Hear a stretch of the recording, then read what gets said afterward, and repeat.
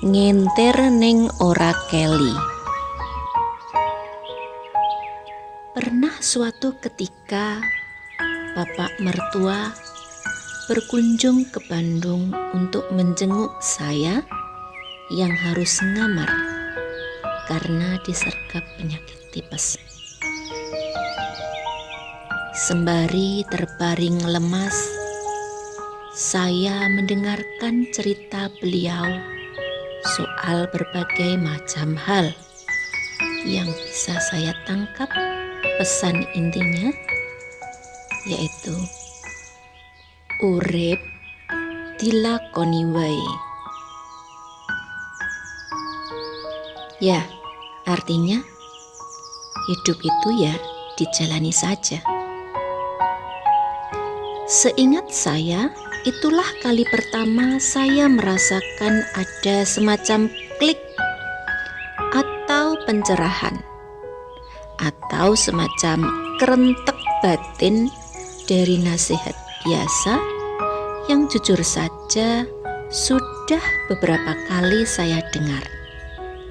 Tapi lewat bapak mertua, nasihat sederhana tadi terasa lebih bertenaga, lebih merasuk, lebih on spot istilahnya.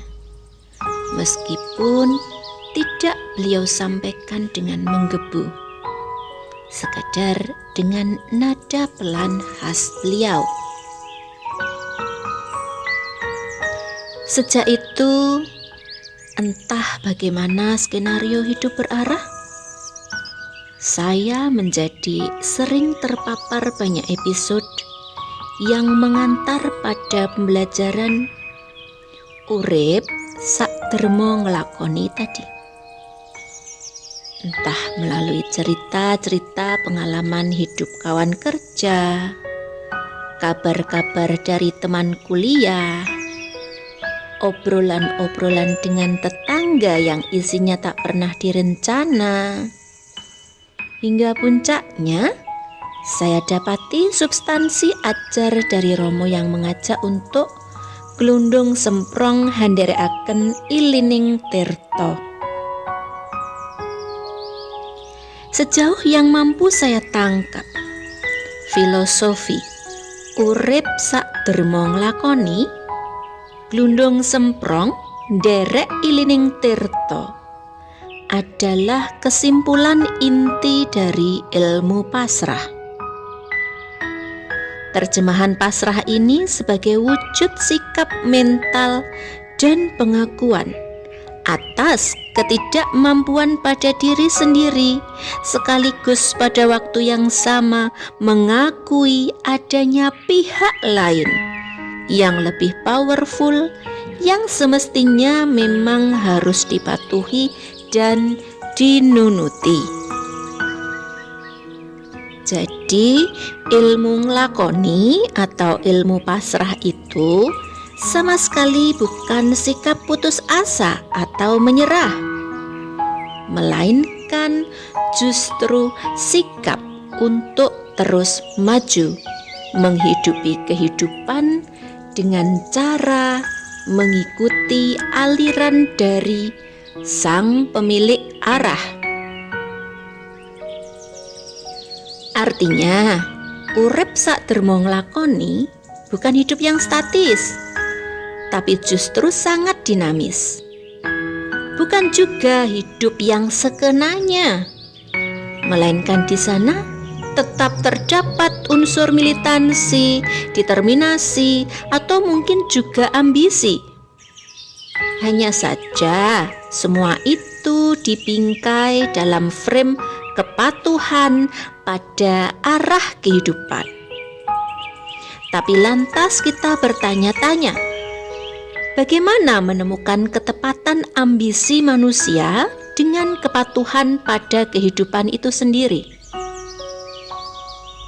Bagaimana meletakkan militansi dan determinasi pada konsep hidup cuma sekedar menjalani? Barangkali yang mungkin digali lebih dalam adalah setidak-tidaknya dengan filosofi urip sakdermo nglakoni manusia mesti mengerti ia harus ngelakoni apa dalam hidupnya.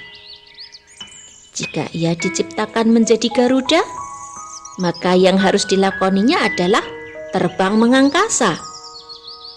Segala cara hidup, tumbuh kembang, hingga seluruh mekanisme kehidupannya ya semestinya dijalani dengan cara hidup Garuda.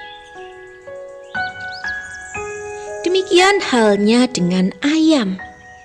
Dia harus melakoni hidup atau menunaikan amanah hidup sebagaimana mestinya ayam, tanpa harus pusing mengikuti hidup Garuda agar bisa terbang. Silang sengkarutnya hidup tidak hanya terjadi karena ayam yang memaksa diri menjadi Garuda, atau lebih buruk lagi, Garuda yang tak sadar diri dan justru hidup sebagai ayam. Melainkan ada yang lebih kacau dari itu semua, yakni hidup yang tak mengerti arah. Ia barangkali sudah merasa nderek ilining tirta, tapi aslinya ia bukan ngintir, melainkan keli alias hanyut. Lebih repot lagi, ia keli di arus yang salah. Bagaimana? Bisakah kita ngintir tapi ora keli? Mari kita renungkan.